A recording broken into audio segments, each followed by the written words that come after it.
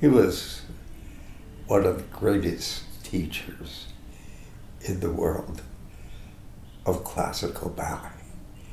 He was a man who totally, completely understood. He came from Denmark. He knew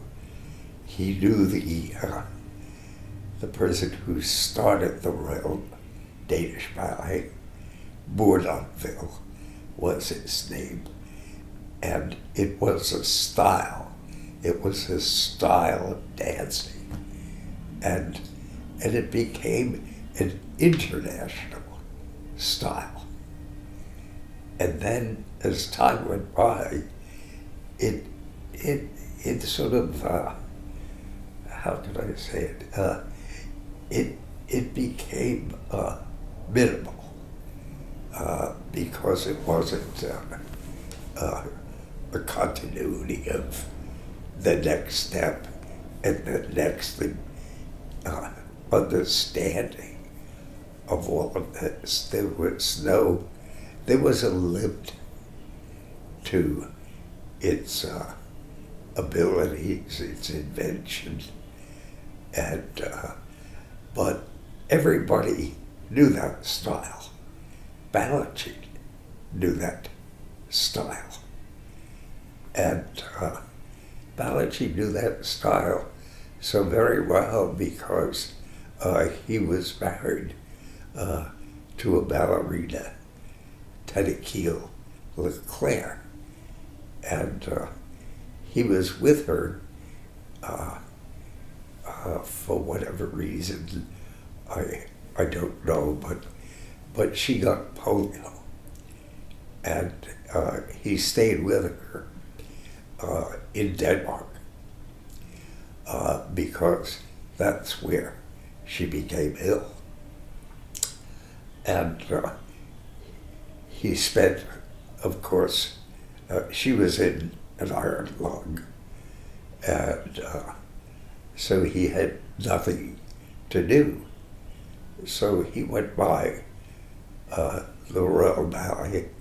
They were doing some of his ballets, so he rehearsed his ballets, he watched classes, and he suddenly saw this teacher, Stanley Williams, who was a young Dane at that time.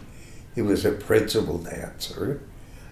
He was not their prime leading dancer, but he was a man who had terrific understanding, and he knew the styles, but he knew many other styles, and there were a number of teachers there who were Russian and had their own styles, and he became fluent in their styles as well.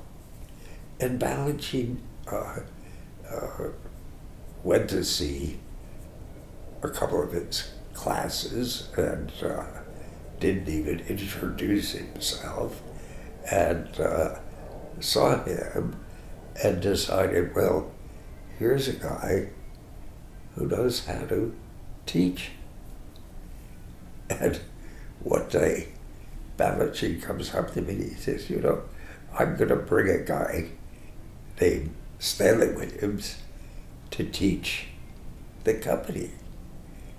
And I said, okay, who is that? He said, well, he's this Danish master teacher. And as he was talking about him, he said, he's retired. And I was expecting to see this kind of stoutly evolved kind of human being. And when he comes to teach, I was blown away because he was slim, dark-haired, very pleasant guy. And I was in the dressing room where he was dressing as well. And at the end of his class, and I was stunned by his class because it was fascinating, but it was simplicity. It was unbelievably precise, and it was something I had, or an approach I had never seen before. I thought, whoa. And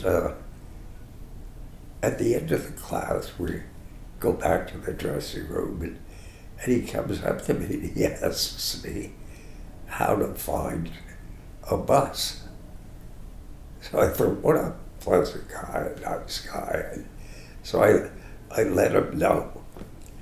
And from that time on, we evolved a friendship. And I got to know him, and it became a very complicated circumstance because his teaching was exactly what I needed. I needed the simplicities, and the simplicities articulated. And he was perfect for it. But it made a huge complication between myself and George Balanchine. And from that day forward, I never took another Balanchine class. And it became a course celeb. I was the only guy in the whole company who never took his class. And everybody knew it. And it was, as I said, a course celeb.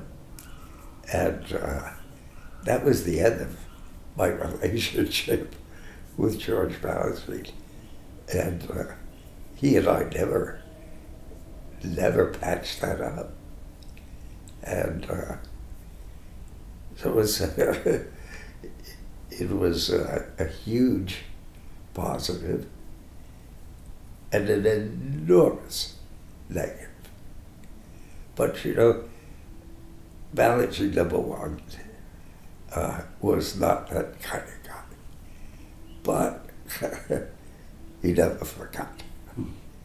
And it left me in a terrible situation.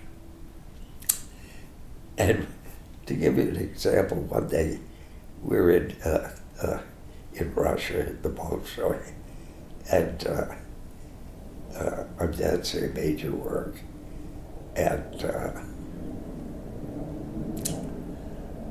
the conductor at the end of my variation, and because I had a big success, the place was going crazy. They were stamping their feet and clapping, calling out my name and everything.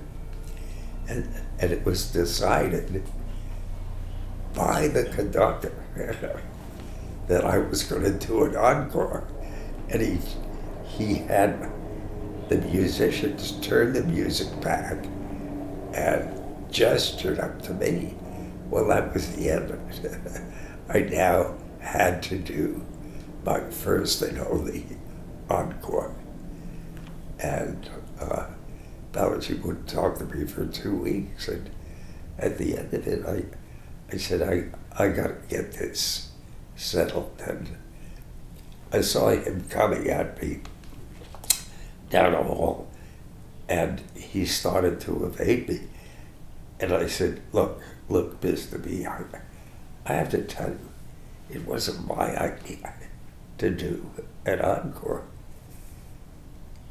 The conductor decided in the whole place, so there wasn't much I could do. And I did the encore. And then Balanchine, in his typical matter of fashion, said, no, I used to do encore. Oh, no problem. And then he said to me, but you know, the awful costume. You have awful costume. So we're going to go down in the bowels of the Bolshoi, and we're going to find you different costume. Oh, God. And this costume was perfect for me. All one color made me look terrific, and the colorings and all of this. And I said, oh, God, what do I do? You shut up. The man's a genius, and you deal with it. So we go down, he starts pulling out tights and this and that, and he comes upon this god-awful color. And it was like, it was like baby vomit. It looked horrible. So he put on tights. Oh, Jesus. So I put the tights on. And then he says, now put on maroon jacket, this gorgeous jacket. So number one, it cuts me right in half, and they don't go together. And the worst is the worst. So I said, shut up, the guy's a genius. And then he says, now put on maroon shoes. So now I'm cut in 3 places. And so I finally say, you know, Mr. B,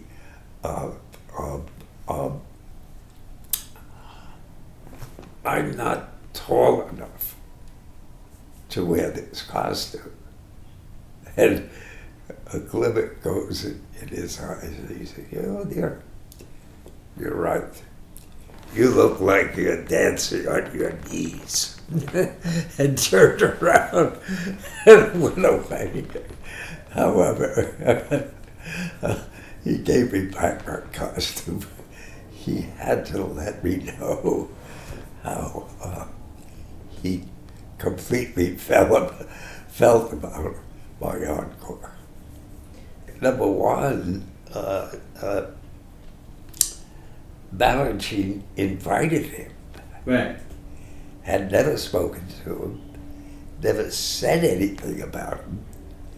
But a year or 2 later, sent him an invitation to teach the New York City Ballet. He arrives, and I'm thinking to myself, this is Stanley Williams. And I thought he was, maybe 60 years or would be a man of 60 years or so, and would be stout and totally out of shape. And it was this young guy and who had perfect English. And he asked me at the end of the class, in the dressing room, he said, how do I get a bus back to my hotel? So I said, what a nice guy. So I told him that. And that became a lifetime friendship. And he was and became my best friend till he died.